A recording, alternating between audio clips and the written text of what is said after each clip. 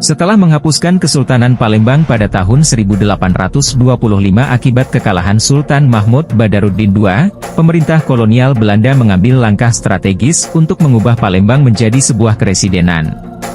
Penunjukan residen pertama, J.L. van Zevenhoven, menandai awal dari era baru dalam administrasi pemerintahan di wilayah ini. Keresidenan Palembang, dengan ibu kotanya di Palembang, dibagi menjadi beberapa afdeling, yang masing-masing dikepalai oleh seorang kontreleur. Di bawah afdeling, terdapat onder afdeling yang dipimpin oleh kepala onder afdeling yang terdiri dari marga-marga yang dikepalai oleh pasirah. Seiring berjalannya waktu, struktur pemerintahan ini mengalami beberapa perubahan. Pada tahun 1864, Keresidenan Palembang dibagi menjadi 9 afdeling, termasuk afdeling ibu kota Palembang dan afdeling tebing tinggi, yang terbagi lagi menjadi beberapa onder afdeling. Namun, pada tahun 1872, jumlah afdeling dipadatkan menjadi 7, dan kemudian menjadi 6 pada tahun 1878, di mana Palembang tidak lagi berstatus afdeling, melainkan dibagi menjadi distrik Seberang Ulu dan Seberang Ilir. Pemerintahan kolonial Belanda tidak hanya mengubah struktur politik, tetapi juga menerapkan kebijakan ekonomi yang berdampak besar pada kehidupan masyarakat.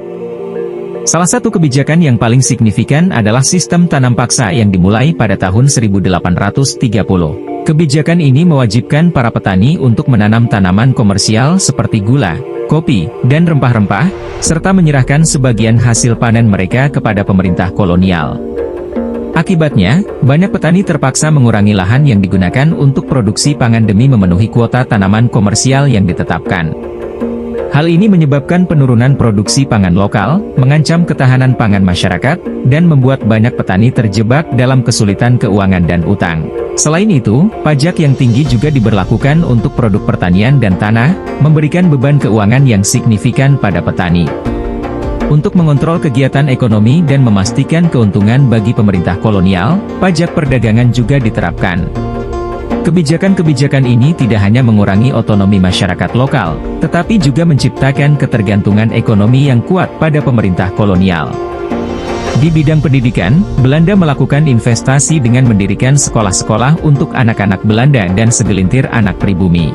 Sekolah-sekolah tersebut lebih ditujukan untuk mempersiapkan elit lokal agar dapat bekerja di pemerintahan kolonial, sementara mayoritas masyarakat tetap terpinggirkan dan tidak memiliki kesempatan yang sama untuk mendapatkan pendidikan.